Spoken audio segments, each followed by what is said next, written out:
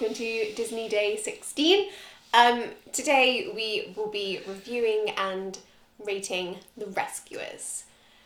So this is the end of the classic era, and we have finally come to the Dark Age of Disney. Yeah, it's quite interesting. You could tell that the line got drawn in there must have been a bit of debate over the line, because as much as the Aristocats, Robin Hood and Winnie the Pooh are in the classic era, I don't think they go down quite as well as the ones that come before.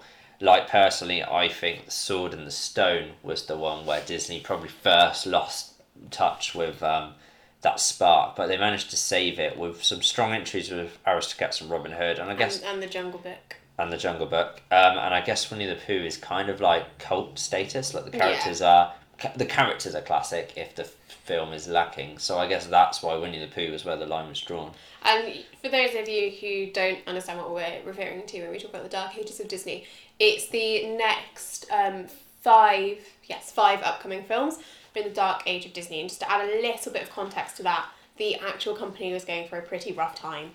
Financially, they'd just had a change in CEO, which was a guy who knew nothing really about the business. He was just Walt's stepson-in-law, and essentially they just tried to produce films for cheap. There was some really, really odd entries, such as The Black Cauldron, which is coming up in a couple of films' time, and it just wasn't a great time for Disney, either with the theme parks or with animation. Yeah, it's very hit and miss. I mean, Rescuers, I think, it's got all the hallmarks of a strong Disney film. It is about a load of cute animals that essentially, it's like the animal version of the Thunderbirds, I guess. Like, they go out and they rescue people, and it's done almost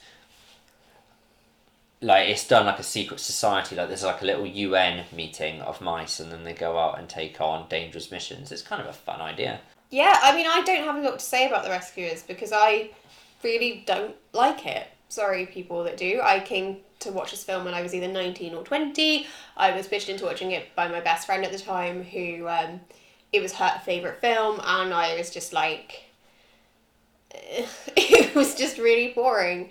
There's some good characters in it though. So you've got Miss Bianca, which is she's a white mouse, isn't she? Yeah, Eva Gabor, Duchess, is voice actress again. Mm-hmm.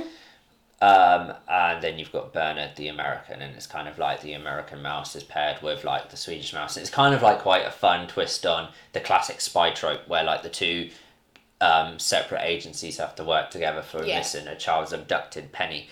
And kind of it goes on from there. Let's start with the good things about the film. I like that it's like a mystery story in a way. Yeah. There's a girl's been kidnapped by two nasty people. By Madame Medusa, and then her helper, who I can't remember his name. Yeah, it's not the most memorable Disney. But the whole concept of that and how the mice have to almost, I wouldn't say detective. I think The Great Mouse Detective kind of hammered that home a bit further. But there's like a element to it. But it's given an extra layer because the mice have to get to places like in a different way. They can't just hop on a plane like they would in a Bond film. They have to. They travel by albatross, don't they? Albatross, yeah. And which is Wilbur in this film, who is named after Wilbur Wright, the guy who invented the plane. And in the second Rescuers film, you meet his brother Orville, which again, named after Orville Wright, who are the brothers that invented the airplane. The Rescuers has like a lot of good like there's a lot of imagination in Rescuers. I think that's my favourite thing about it, is that there's creativity going on. I like all the visual sight gags and stuff. I just feel it's anchored by quite a weak story. I don't particularly think any character is up there with the Disney test of time. No. Like, there are a couple of cute sidekicks, but I just don't think they land. They don't interest me. And like Penny as well as a character, I just found Penny so annoying. Sorry. I think it's also because it's in the South, isn't it? It's set in like the deep South. Mm. And I'm sorry to anyone who I'm about to offend. I'm not a fan of like really thick Southern American accents. And obviously like Penny has like this huge Southern drawl. And it just really grated with me. Sorry. I don't mind much. Like, just everything about the rescues. I just think it could have been done a bit better. Like Penny's this girl being rescued by mice, and I was like, there's a story there, but Disney don't really grab hold of it. I think Madame Medusa is almost she's too real a villain. Like, well, she's just trying to find a diamond, isn't she? I would compare her most to a B movie Cruella de Vil, because Cruella de Vil was quite a real, like had a horrible plot, but she was portrayed in a comedic manner. But it was kind of an allegory for like there are women like that out there. And I think that's what Disney are trying to do with Madame Medusa here. She's kind of like... Well, she adopts Penny, doesn't she, to basically use her to fit down a hole to get a diamond, because she, as an adult, like is too big to physically like go and fetch it's the devil's eye diamond. Yeah, and she's quite a desperate, scheming woman, but it just doesn't land. I think the best thing about her is her two crocodile bodyguards, alligator bodyguards.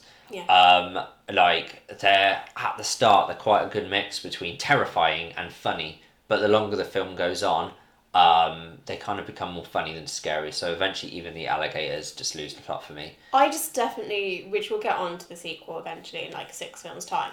I definitely prefer the sequel to The Rescuers. Yeah, I think The Rescuers is held back by the fact that it's about humans being outwitted by mice, and it just falls apart due to that.